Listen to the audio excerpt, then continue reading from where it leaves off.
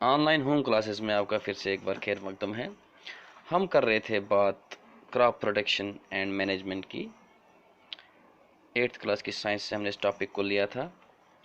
तो कल हमने ज़राअत के बारे में बात की, उसकी थोड़ा सा हमने पास्ट में जाके देखा कि कैसे वजूद में आया, और उसके बाद हमने देखा कि क्या क्या तरीक़ेकार अपनाए गए इसको इस लेवल तक लाने के लिए जो आज हमारे सामने करंट सिचुएशन है।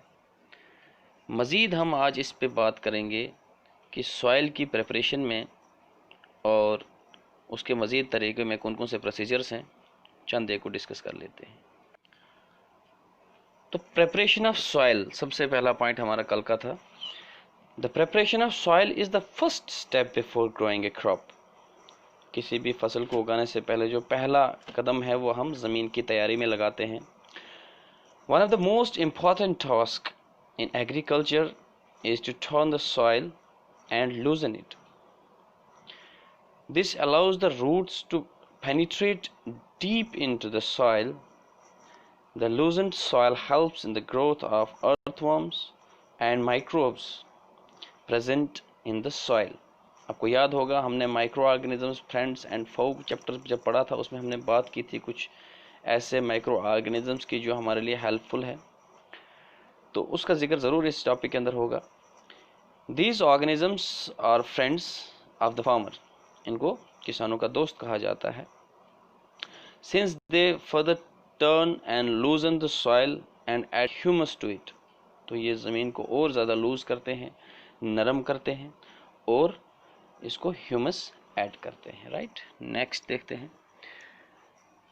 तो इस प्रेपरेशन ऑफ सॉइल के अंदर हमारे पास एक प्लो होता है, एक ट्रेडिशनल प्लो। हमारे गांव में आप देख सकते हैं आजकल आज भी प्लो है, लेकिन आजकल जो है एक जनरेटर मशीन जो है वहाँ गांव में दूर दराज हिली ट्रेन में जो है वो लोगों ने इस्तेमाल में लाना शुरू कर दी है। लेकिन जो ओल्ड ट्रेडिशन है वो भी अभी मैक्सिमम जगहों पे चल रहा है। तो इसके लिए प्लो का इस्तेमाल किया जाता है।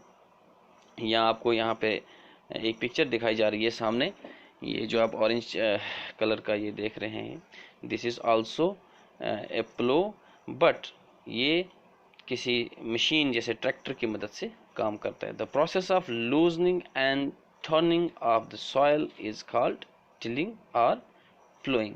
तो क्लियरली आप यहाँ पे ये देख सकते हैं कि किस तरीके से ये आप ये वाला पोर्शन अगर देखने की कोशिश करेंगे, मैं आपको दिखाता हूँ। ये वाला पोर्शन जो है ये जो है ज़मीन की खुदाई में आते हैं, जबकि हमारा ट्रेडिशनल ओल्ड जो प्लो था वो सिर्फ यही एक ही सिंगल ब्लेड होता था, लेकिन इसमें 3 आ चुके हैं, 4 भी होते हैं, 5 भी होते हैं, depends upon the this equipment. तो दिस वन नेक्स्ट देखेंगे हम। This is done by using a plough. यहाँ पे ओल्ड ट्रेडिशंस कुछ प्लोज दिखाए गए हैं। Ploughs are made of wood और iron. If the soil is very dry, बहुत सूखी ज़मीन है, it may need watering before ploughing. इसको पहले पानी डालना चाहिए, पानी डाला जाता है। कहीं जगह पे बारिश का थोड़ा इंतज़ार किया जाता है, या हमारे जो हिली टेरेन एरियाज़ है वहाँ पे ऑलमोस्ट ज़मीन जो है वो सूखी नहीं होती है, मतलब जो है गिल्ली होती है, नरम होती है, क्योंकि उसको ताज़ा ताज़ा बर्फ़ जो है उस वक्त उस पर पिघली हुई होती है। तो 2 महीने तक वो बर्फ़ के जो है उसके नीचे लपेट में होती है, तो उसके बाद उस ज़मीन जो है अक्सर नरम होती है। हाँ, अगर ज़्यादा देर हो गई इसमें प्लोइंग करने में तो फिर वो वापस धूप लगने से हार्ड हो जाती है। इफ द अच्छा, it may need watering before ploughing. The ploughed field में have big pieces of soil called crumps. ठीक है, these are clumps कहते हैं एक्चुअली इनको। It's necessary to break this crumps with a Planck.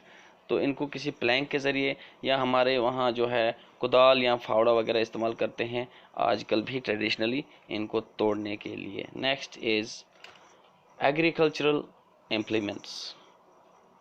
Agricultural implements की बात जब हम करेंगे तो हमारे सामने वो चीज़ें सामने आएंगी, वो आले सामने आएंगे, वो हथियार सामने आएंगे जिनसे हम इसकी जो है खेती बाड़ी का काम अंजाम देते हैं। Before sowing the seeds it is necessary to break soil to the size of grains to get better yield, right?